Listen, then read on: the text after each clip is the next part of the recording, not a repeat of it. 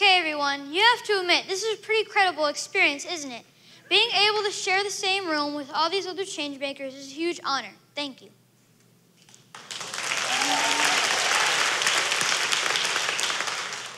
First, let me share with you some history about me. A couple of years ago, I had the opportunity to attend the Kids' State Dinner at the White House. I got to meet both President Obama and First Lady Michelle Obama. I really liked them both, and the First Lady talked to us about the importance of healthy living, but also about the importance of paying it forward. At the time, I was only 9 years old and wasn't sure what I could do, but then I realized I can do anything.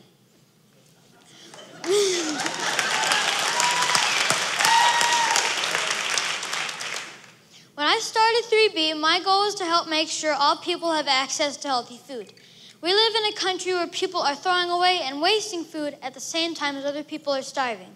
This is happening every day, in every state, in every city across the country. It is a social injustice that these people aren't being fed.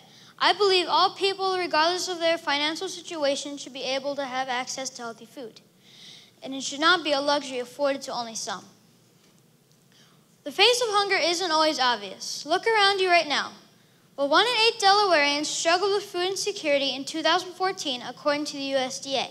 And more startling than that is that 1 in every 5 children in the United States is dealing with food insecurity. On a bigger level, 48.1 million Americans lived in food insecure households in 2014. Globally, this number is much, much bigger. I don't know about you, but I'm not okay with that fact. When I think about all the people I've met who really do not know where they will get their next meal, it makes my heart hurt. When I started 3B, my goal was to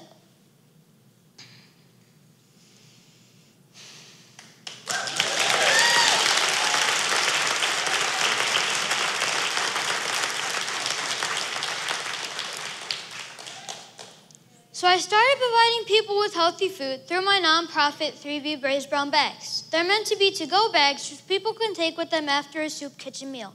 Or I can give one to someone on the street if I see they need help.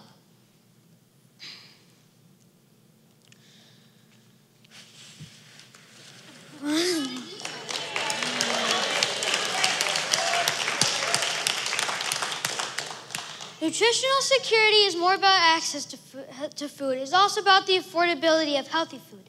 Healthy food has a shorter shelf life, and for some people, it may be harder to prepare.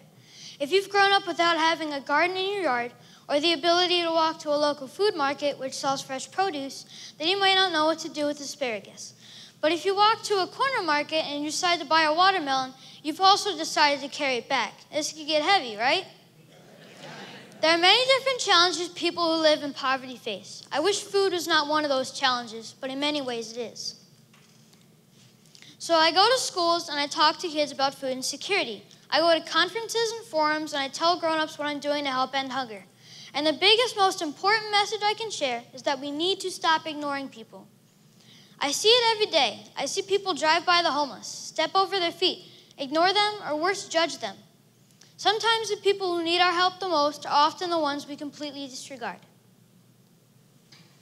This isn't just about feeding people. This is about going through our lives each day realizing that at any given moment, it could be our friend, our brother, our mother on the street if people are driving by. I would not want someone to drive by or ignore my mom, would you?